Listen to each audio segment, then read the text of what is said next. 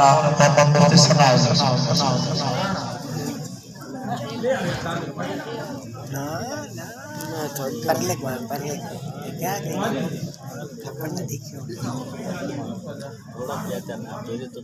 ایسا میں بیٹا آپ سب نے خاموشی سننا ہے. اگر عالم دین کی ایک بات کسی کو سمجھ آ جائے تو اس کا کام بن جائے گا. اس کے کام بننے سے ہمارا بھی کام بن جائے گا. آپ نے غور سے سننا ہے بیٹا اور توجہ کرنی ہے.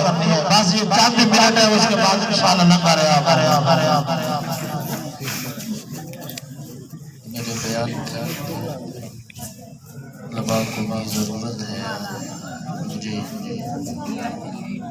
کو بڑی ضرورت ہے, اور جتنے ہم نوجوان دوست موجود ہیں ہم سب کو اس بات کی ضرورت ہے کہ ہم قرآن پاک کے مطابق اپنی زندگی گزارنے کی کوشش کریں.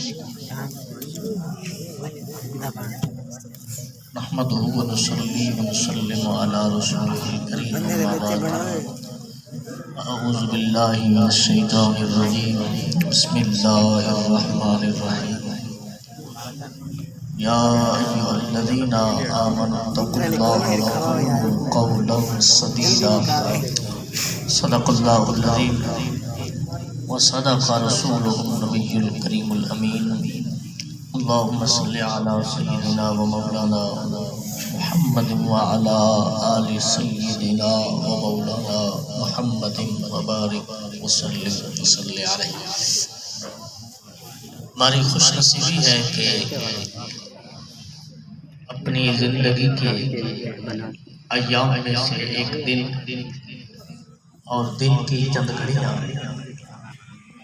اللہ اور اس کے رسول صلی اللہ علیہ وسلم کے ذکر کرنے اور سننے میں گزر رہی ہیں. دعا ہے رب العزل میرے لیے, تمام دوست احباب کے لیے, تمام طلباء کے لیے اللہ اور اس کے رسول کے ذکر میں گزرنے والی چند سانسیں یہ قبول بھی ہو جائیں اور ذخیرہ آخرت اور ذریعہ نجات بن جائیں. اکثر طلباء آپ میں سے تقریباً 15 سال سے زیادہ عمر کے ہیں یا 15 سال عمر بنتی ہو, باقی چھوٹے طلباء بھی. سب دوستوں کے لیے پیغام ہے, بلکہ سب سے پہلے تو میرے اپنے. اللہ تبارک و تعالی ایمان والوں سے خطاب کرتا ہے اور فرماتا ہے اتقوا اللہ, اللہ سے وقولوا قولا سدیدا, اور سیدھی بات کا. دو چیزیں ایسی ہیں جو انسان کی زندگی میں حسن پیدا کرتی ہیں. آقا علیہ الصلوۃ والسلام نے فرمایا کہ ایک بندہ جب سچ بولتا ہے تو اللہ تعالیٰ کی بارگاہ میں سچ بولتے بولتے اس کو صدیق لکھا جاتا ہے, اور ایک بندہ جب جھوٹ بولتا ہے تو اتنا کثرت سے پھر جھوٹ بولتا ہے کہ اس کو اللہ کی بارگاہ میں کذاب لکھا جاتا ہے. تو اب ہماری مرضی ہے کہ ہم صدیق والی لسٹ میں آئیں یا کذاب والی لسٹ میں آئیں, لیکن مہربانی اسی پر ہوگی جس کا نام صدیقین میں آ جائے. اور دوسرے مقام میں فرمایا جب کوئی شخص اپنی زبان سے ایک مرتبہ جھوٹ بولے تو اللہ کی رحمت کے فرشتے ایک میل تک اس کی بدبو کی وجہ سے دور چلے جاتے. زبان سے ایک مرتبہ جھوٹ بولنا یہ اتنی بڑی بدنصیبی ہے کہ انسان سے رحمت کے فرشتے دور ہو جاتے ہیں. اور جھوٹ کس کو کہتے ہیں؟ جھوٹ کہتے ہیں ایسی بات کرنا جو موقع کی مخالفت, خلاف واقع بات کرنا, الٹ کر کے بات کرنا. سچ کا الٹ جھوٹ ہے اور جھوٹ کا الٹ سچ ہے. تو جس بندے کو یہ ملکہ اور یہ صفت نصیب ہو جائے کہ وہ سچ بولنے والا ہو تو اس کا فائدہ کیا ہوتا ہے؟ وہ تاجر بنے تو لوگ اس کی تجارت پہ اعتماد کریں. وہ اس استاد بنے تو طلبہ اس پر اعتماد کرتے، وہ کلاس کا مانیٹر بنے تو پوری کلاس اس پر اعتماد کرتی، اگر محلے میں اس کا کوئی دوست بن جائے تو وہ دوست اس پر اعتماد کرتے، اس کے والدین اس پر اعتماد کرتے، اس کے رشتہ دار اس پر اعتماد کرتے۔ اور یہ انسان کی سب سے بڑی دنیا کی کامیابی ہے کہ اس کو دنیا میں اعتماد مل جائے۔ اور اگر وہ سچ نہیں بولتا تو سب سے پہلے تو اس کے والدین سے اعتماد جاتا ہے کہ والدین اعتماد نہیں کرتے، کہ رشتہ دار اعتماد نہیں کرتے، کہ دوست احباب اعتماد نہیں کرتے۔ اور انسان کی فطرت ہے کہ وہ اکیلا زندگی نہیں گزار سکتا، اسی کے لیے قرآن نے کئی مقامات پہ زوج کا لفظ استعمال فرمایا اور فرمایا کہ لِتَعَارَفُوا، ایک دوسرے سے تمہاری معرفت اور ایک دوسرے کو پہچانے، تو اپنی زندگی میں صدق پیدا کرنا یہ حسن اخلاق کا عظیم وصف۔ اور آپ کو یہ پتہ ہونا چاہیے کہ آقا علیہ السلام نے مقام پہ فرمایا کہ 360 خصلتیں ایسی ہیں جو بندے کو جنتی بناتی۔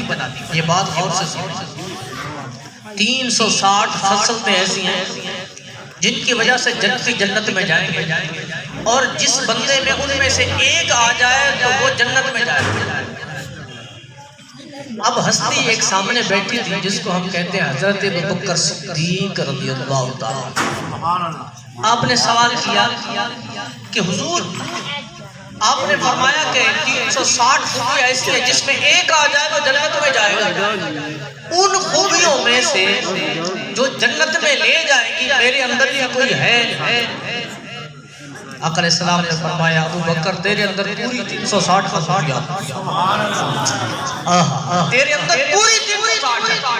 اب اس کا نتیجہ نکالا تو وہ دوسری حدیث میں ہے، آقا علیہ السلام نے فرمایا کہ جنت میں جائیں گے تو دروازوں پہ لکھا ہوگا کہ اس دروازے سے سچ بولنے والے چلے جائیں، اس دروازے سے سخی چلے جائیں، اس دروازے سے متقی چلے جائیں، اس دروازے سے والدین کے فرمان بردار چلے جائیں، اس دروازے سے اللہ کے عاشق چلے جائیں۔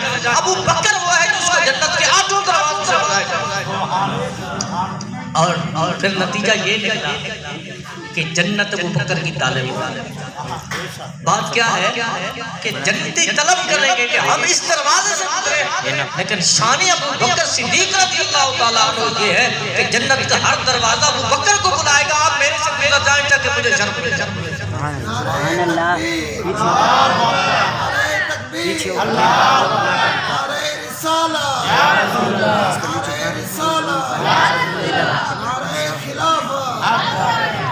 یہ مقام ملتا ہے، یہ مرتبہ ملتا ہے ایک انسان کو جب آقا علیہ السلام کی سنت حاصل ہوتی ہے۔ تو میں اور آپ یہ نیت کریں کہ میں سچ بولا کروں گا، سچ سنا کروں گا اور سچے لوگوں کے ساتھ رہوں گا۔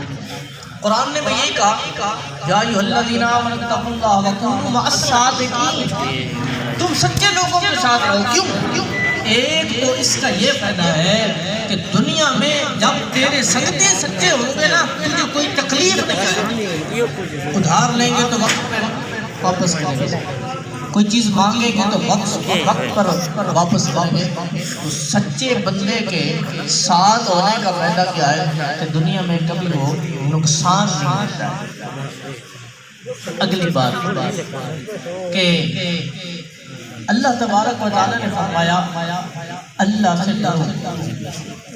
اب ڈر کا جو مفہوم ہمارے اندر ہے نا وہ کچھ اور ہے، لیکن قرآن میں جہاں ڈرنے کا ذکر آیا تو وہ 2 چیزوں سے ڈرنے کا ذکر آیا۔ قرآن کہتا ہے قوا انفسکم واہلیکم نارا، اپنے آپ کو اور اپنے اہل و عیال کو آگ سے بچاؤ۔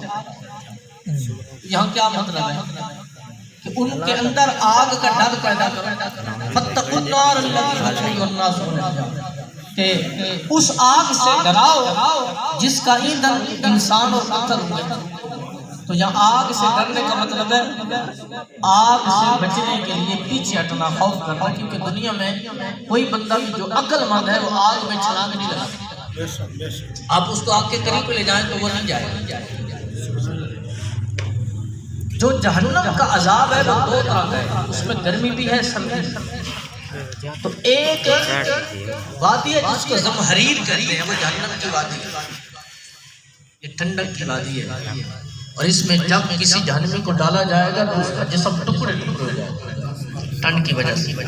اسی وجہ سے علماء نے لکھا ہے نا کہ ایسے علاقے میں اگر آپ رہتے ہیں جہاں اتنی ٹھنڈ ہے کہ اگر وہ پانی استعمال کرو تو جسم شل ہو جائے تو وہاں تیمم کرنے کی اجازت ہے۔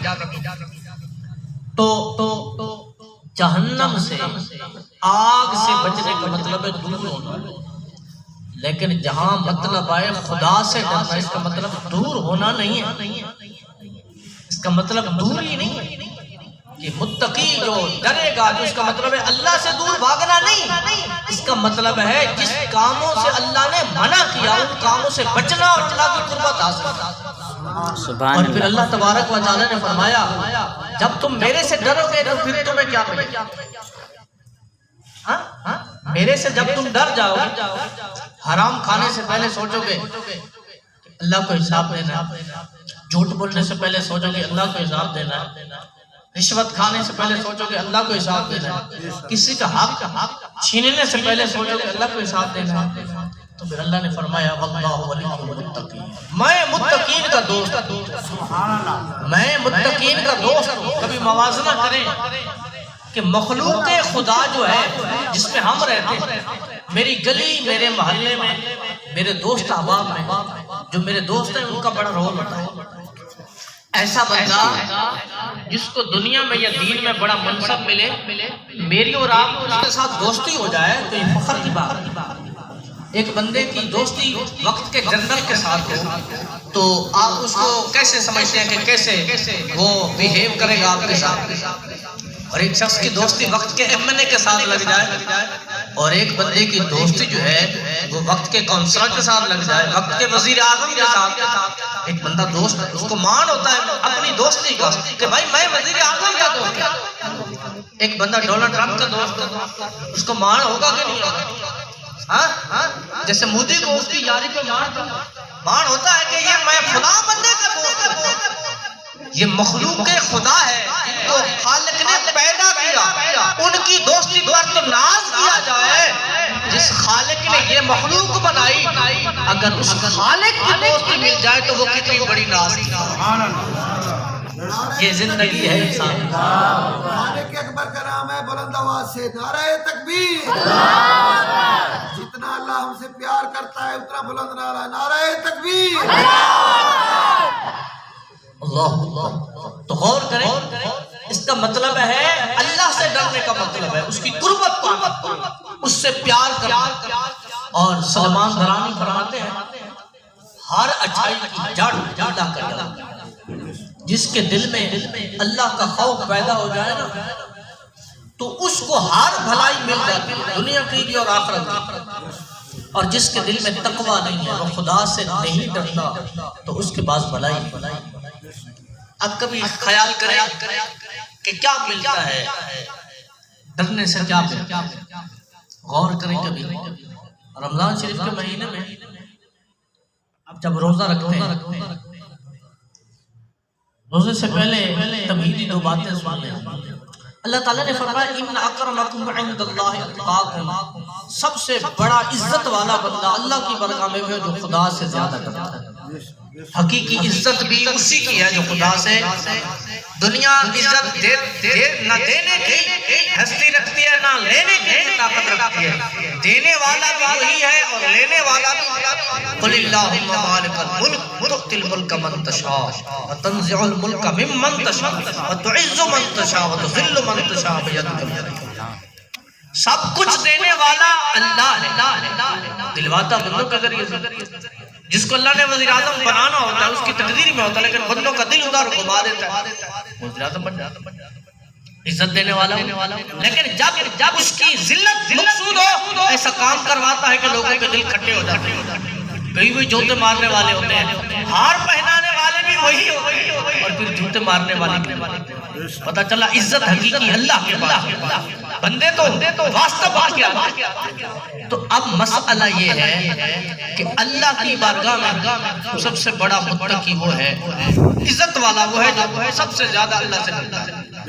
اب اللہ تعالیٰ سے پوچھا کہ تو نے کہا کہ میری بارگاہ میں، تو نے فرمایا میری بارگاہ میں بڑی عزت ہے اس کی جو مجھ سے زیادہ رہتا ہے، میرے مالک یہ بتا میں ڈرنے کے لیے کیا کام کروں کہ تیری بارگاہ میں میری عزت ہو۔ یہ بڑی غور طلب بات ہے۔ اللہ تبارک و تعالیٰ نے بقرہ میں جہاں روزوں کی فضیلت کا ذکر کیا، فرمایا کتب علیکم الصیام کما کتب علی الذین من قبلکم لعلکم تتقون۔ تم سے پہلے لوگوں پر روزے فرض کیے گئے تھے، تم پر بھی فرض ہیں، اس کا نتیجہ کیا نکلے گا تاکہ تم متقی بن جاؤ۔ اب نتیجہ یہ نکلا کہ روزہ رکھنے سے تقوی ملے گا، اور تقوی جب مل گیا اللہ کی بارگاہ میں عزت ملے گا۔ اب کیسے ملتی ہے عزت اور کیسے ملتا ہے تقوی؟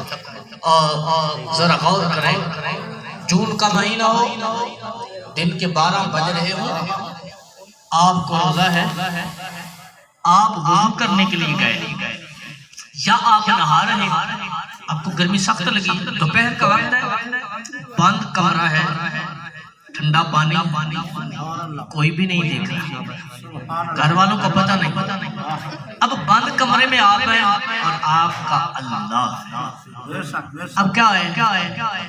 پیاس لگی نا، دل کرتا ہے کہ نہیں پانی پی، لیکن بڑی احتیاط سے وضو کیا جاتا ہے، بڑی احتیاط سے غسل کیا جاتا ہے کہ کوئی گھونٹ پانی کا اندر نہ جائے۔ یہ بندہ تو رشوت لیتے ہوئے نہیں ڈرتا تھا بھائی، یہ بندہ تو جھوٹ بولتے ہوئے نہیں ڈرتا تھا، یہ تو ماں باپ کی نافرمانی کرتے ہوئے نہیں ڈرتا تھا۔ آج کیا ہو گیا کہ اکیلا ہے، کوئی دیکھ بھی نہیں رہا، پھر بھی ایک گھونٹ پانی پینے کے لیے تیار نہیں۔ وجہ کیا ہے؟ یہ خیال دل میں بیٹھ جاتا ہے دنیا کا بندہ کوئی بھی نہیں دیکھ رہا، دنیا کا مالک تو دیکھ رہا ہے۔ سبحان اللہ، یہ کامیابی کی نصیب بندگی، یہ اچھے عمل کی نظام میں نصیب ہو جاتی ہے کہ بندے جب تو نے میری رضا کے لیے بھوک برداشت کی، پیاس برداشت کی، تو میں نے تیرے دل میں اپنا پیار یہ ڈال دیا، میری محبت کی خاطر تیرا دل چاہتا بھی ہے کہ پانی پیو مگر تو پیتا نہیں۔ ایک بات دل میں آتی ہے، میرا اللہ مجھے دیکھ رہا ہے۔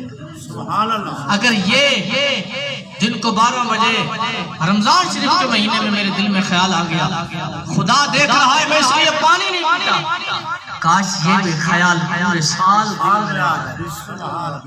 اٹھتے ہوئے بھی سارے مل کے میرے ساتھ پڑھو، یا رحمانو یا رحمانو یا رحمانو یا رحمان۔ کاش کے دل میں یہ خیال پیدا ہو جائے میرے بھی آپ کے، کہ میرا اللہ جب وہاں دیکھ رہا تھا تو شہر میں بھی مجھے دیکھ رہا ہے۔ اللہ اکبر۔ عقل اسلام کی بارگاہ میں ایک بندہ حاضر ہوا، اس نے پوچھا سوال، عقل اسلام رب کی علم پر گفتگو فرما رہے تھے کہ رب علام الغیوب ہے، دل کے بھید جانتا ہے۔ اس نے پوچھ لیا میرے آقا کیا میرا اللہ میرے عیب دیکھتا ہے؟ عقل اسلام نے فرمایا ہاں تیرا رب تیرے عیب دیکھتا ہے۔ اتنی سننے کی دیر تھی کہ چیخ ماری اور روح پرواز کر دی۔ وجہ کیا تھی؟ وجہ یہ تھی کہ اس کو خیال آیا میرا رب مجھے دیکھ رہا ہے۔ کچھ کام محبت کی وجہ سے کیے جاتے ہیں، کچھ کام غیرت کی وجہ سے کیے جاتے ہیں، اور کچھ کام حیا کی وجہ سے کیے جاتے ہیں۔ میرے رب کی یہ شان ہے کہ میرے دل میں یہ غیرت ہے، میں ہر کسی کو چھوڑ دوں خدا کے لیے، اور میری یہ عادت ہونی چاہیے کہ میں حیا کروں خدا کے لیے، اور محبت بھی کروں تو خدا تعالی کے احکامات کے اندر رہتے ہوئے اس کی باتوں کو مانوں، اس پر عمل کروں۔ انسان کے دل میں جب حیا کا عنصر پیدا ہوتا ہے تو پھر انسان اس بات پہ غور کرتا ہے کہ میرا اللہ جو ہے نا وہ مجھے دیکھ رہا ہے، کہیں ناراض نہ ہو۔ اور جب رب راضی ہوتا ہے تو پھر پوری کائنات ساتھ نبی ہو تو پھر بھی وہ بندہ پریشان نہیں ہوتا، اور جب رب ناراض ہوتا ہے پوری کائنات اس کی مددگار بن جائے تو کچھ بھی نہیں کر سکتا۔ تو دو باتیں یاد رکھنی، ایک تو ہم نے یہ بات یاد رکھنی ہے بحیثیت مسلمان میں جہاں ہوں میرے اعمال کا محاسبہ ہونا ہے، میرا اللہ مجھے دیکھ رہا ہے۔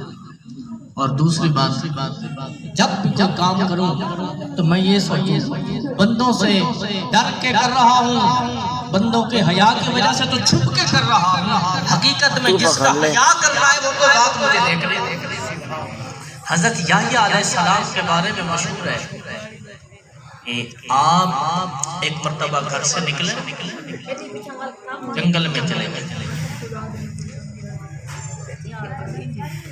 ماں باپ نے تلاش کیا، آپ نظر نہ آئے، بالآخر تلاش کرتے کرتے ایک بکریاں چرانے والے سے پوچھا تو اس نے کہا ہاں یہاں کوئی ہے وہ بندہ جو رو رہا ہے اور پتھر پہ اس نے سر رکھا ہوا ہے، اس کے رونے کی آواز سن کر میری بکریاں بھی روتی ہیں۔ ہاں جی، اس کا آواز کے رونے کا میری بکریاں بھی روتی رہتی ہیں، اس کے ارد گرد بیٹھی رہتی ہیں، وہ بچہ پتھر پہ سر رکھا ہوا ہے۔ تو اٹھایا ماں باپ نے، پوچھا بیٹا خیر ہے؟ تو آپ نے فرمایا میں اللہ کے ڈر سے رہتا ہوں، مجھے اللہ کا ڈر رلاتا ہے، میرے دل میں خدا کا خوف ہے، میں اس وجہ سے رہتا ہوں۔ اور ایک شخص سویا ہوا تھا تو رات کو بچہ رونے لگا، اس نے کہا بیٹا کیوں روتی ہو؟ اس نے کہا ابو جی صبح جو ہے نا میرے استاد نے ٹیسٹ لینا ہے، میری تیاری نہیں ہے۔ اس نے کہا بیٹا اب سو جاؤ، بیٹا صبح اٹھ کے کر لے، میں استاد کو کہہ دوں۔ اس نے کہا نہیں میں نے استاد کو ٹیسٹ دینا ہے، میرا استاد بڑا سخت ہے۔ ساری رات وہ روتا رہا، اس کے رونے سے اس کے ابو کو یہ بات سمجھ آ گئی، اس نے بھی رونا شروع کر دیا۔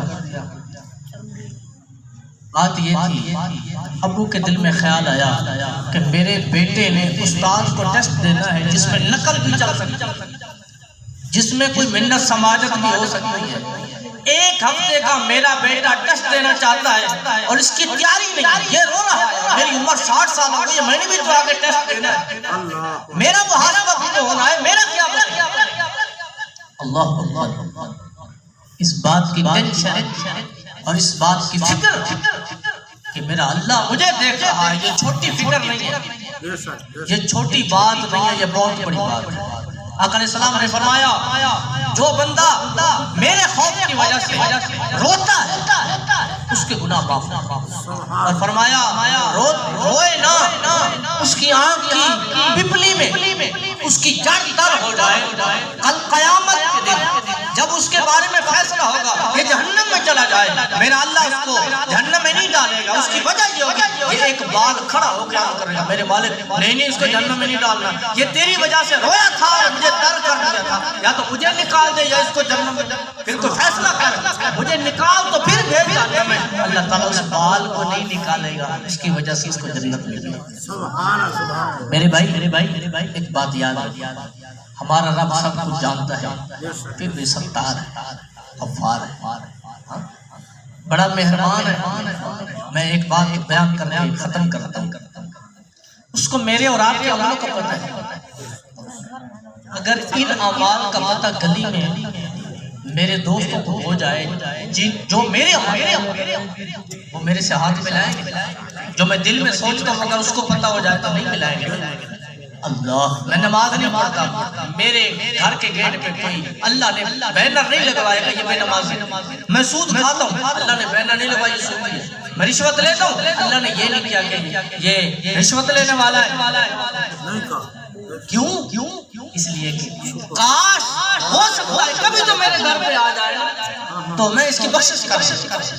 حضرت موسیٰ علیہ السلام آپ کو کہا گیا کہ بارش جو ہے نا وہ نہیں آ رہی، آپ دعا کریں، آپ نے دعا مانگی تو جواب آیا کہ آپ کی دعا قبول نہیں.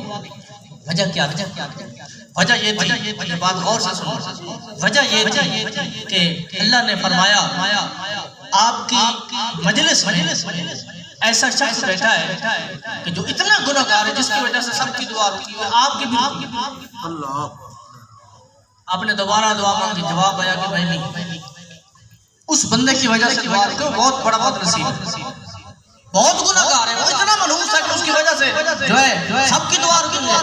آپ نے اعلان فرما دیا، فرمایا کہ ایک بندہ ہماری محفل میں بیٹھا ہوا ہے جس کی نحوست کی وجہ سے سب کی دعا رکی ہے، وہ بندہ اٹھ کے چلا جائے. وہ بندہ نہیں اٹھا. پھر آپ نے عرض کی مالک دعا مانگی، دعا قبول ہو گئی، دعا قبول ہو گئی، بندہ بھی نہیں اٹھا. آپ کو گناہ بتائے گئے تھے کہ اتنا بڑا جرم کرتا ہے، اتنا بڑا جرم کرتا ہے. جب دعا قبول ہو گئی، بارش آ گئی، حضرت موسیٰ علیہ السلام کے دل میں خیال تھا کہ بندہ اٹھا کوئی نہیں. پہلے بات یہ تھی کہ گناہگار کی وجہ سے دعا قبول نہیں ہو رہی، گناہگار بھی نہیں اٹھا، دعا بھی قبول ہو گئی. راز کیا ہے؟ آپ نے عرض کی مالک مجھے یہ بات بتائی جائے کہ بندہ نہیں اٹھا تھا، گناہگار بھی وہیں بیٹھا رہا. آپ نے پہلے کہا کہ دعا رد ہے، پھر قبول کیوں کر لی؟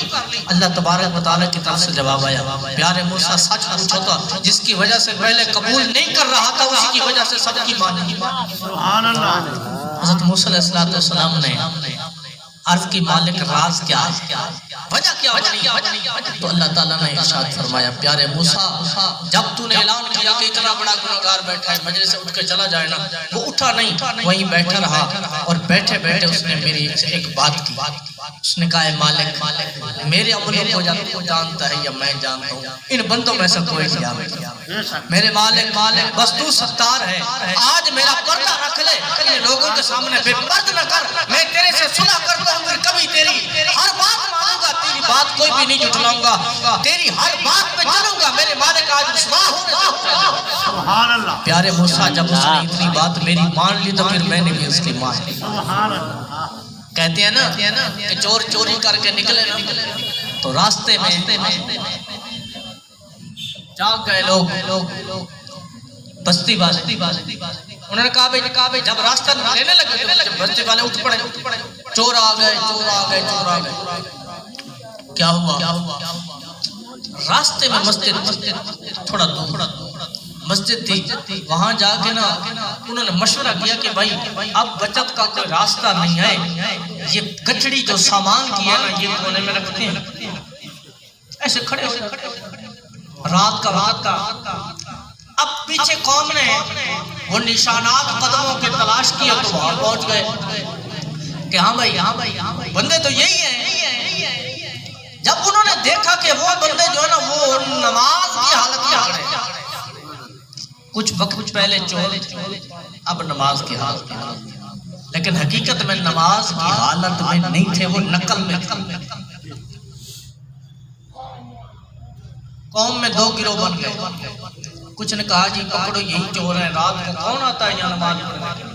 کچھ نے کہا یار بات ٹھیک ہے، چور ہے ہو سکتے ہیں، یہ بھی تو ہو سکتا ہے اللہ کے ولی ہوں، تہجد کے ٹائم کون آتا ہے؟ ہاں جی دور کھڑے فیصلہ کر رہے ہیں کہ ایک کہتا ہے یہ چور ہے پکڑو، دوسرے کہتے ہیں بات یاد رکھو دنیا کا مال کچھ نہیں. اگر یہ اللہ کے نیک بندے ہوئے پہلے تو چوری ہوئی ہے، پھر ساری بستی برباد ہو جائے گی. ایسا کرو کچھ نہ کہو، مال کو چھوڑ دو. اب کیا ہوا؟ اللہ قوم نے فیصلہ کیا کہ چھوڑ دو یار، یہ کوئی اللہ کے نیک بندے ہوئے. رات کو جب وہ نکلے نا تو چور بے ذوق نہیں تھا، باذوق چور تھا. اس نے کہا مالک جو تو گوڑیاں دیکھنے میں مہربانی کرتے ہیں، جنا سچیاں پرسوں پھر مہربانی جب ہم نے ابھی جھوٹ میں کھڑے ہیں، ابھی نہ وضو کیا نہ نماز کی نیت ہے، صرف نمازی کی نقل اتاری تو اتنی مہربانی کر دی.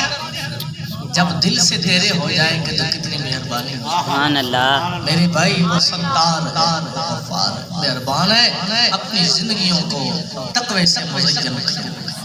ہر کسی کا حق ہے اس کو دو، لیکن میرے رب کا حق یہ ہے واللہ حق، اللہ کا حق یہ ہے کہ اسی سے ڈرو، اس سے ڈر جاؤ گے وہ اپنا پیارا بنا دے گا۔ وہ فرماتا ہے میں ان اللہ یحب المتقین، ایک بندہ کہتا ہے میں اللہ سے پیار کرتا ہوں، میں اللہ سے پیار کرتا ہوں، رب نے فرمایا میرے سے پوچھو تو میں متقی سے پیار کرتا ہوں۔ سبحان اللہ، سبحان اللہ۔ جس کے دل میں تقوی آ جائے، متقی ہو جائے، رب کا پیارا ہو جائے تو اس کو دنیا کو کسی اور پیار کی کیا ضرورت؟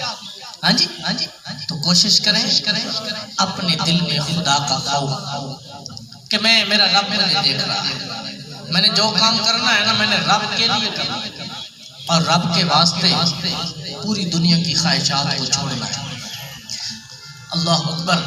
ابن الفرج فرماتے ہیں کہ بدبختی سے ڈرنا نیک بختی، بدبختی سے ڈر جانا یہ نیک بختی ہے۔ تم بدبخت ہونے سے جتنا ڈرتے چلے جاؤ گے اتنا نیک بخت ہوتے چلے جاؤ گے، اور جس کے پلے نماز نہیں اس سے بڑا بدبخت کوئی نہیں، جس کے پلے تقوی نہیں اس سے بڑا بدبخت کوئی نہیں، جس کے پلے ماں باپ کا ادب نہیں اس سے بڑا بدبخت کوئی نہیں، جس کے پلے رزق حلال نہیں اس سے بڑا بدبخت کوئی نہیں۔ اگر میری آنکھوں میں حیا ہے، میرے دل میں تقوی ہے، میری زندگی میں حسن اخلاق ہے تو میرے پاس سب کچھ ہے، دنیا بھی ہے اور آخرت بھی ہے۔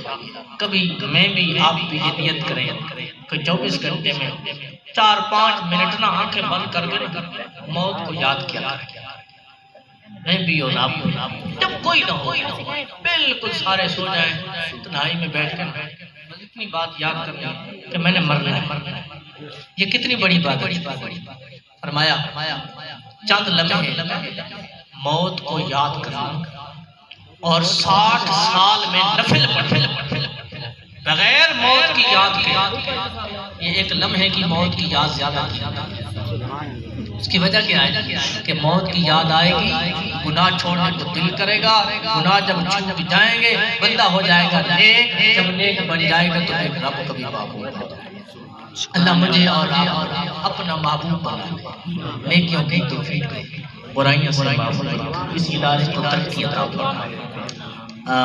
خان صاحبان نے جو پروگرام کیا، قرآن پاک کی برکت کا صدقہ، قرآن کی تلاوت کا صدقہ، سنا خانی کی برکت کا صدقہ، اللہ کریم اس ادارے کو ترقی عطا فرمائے اور کرونا کی وبا سے ہر مسلمان کو محفوظ رکھے، دنیا جہان میں ہمارے ملک پاکستان کو محفوظ رکھے، اور جو طلباء یہاں موجود ہیں اللہ آپ کی عمر دراز فرمائے۔ جس میدان میں آپ تعلیم حاصل کر رہے ہیں میرا رب آپ کو اپنے میدان میں کامیاب کرے، اپنے والدین کی امیدوں پر پورا اترنے کی توفیق عطا فرمائے۔ وآخر دعوانا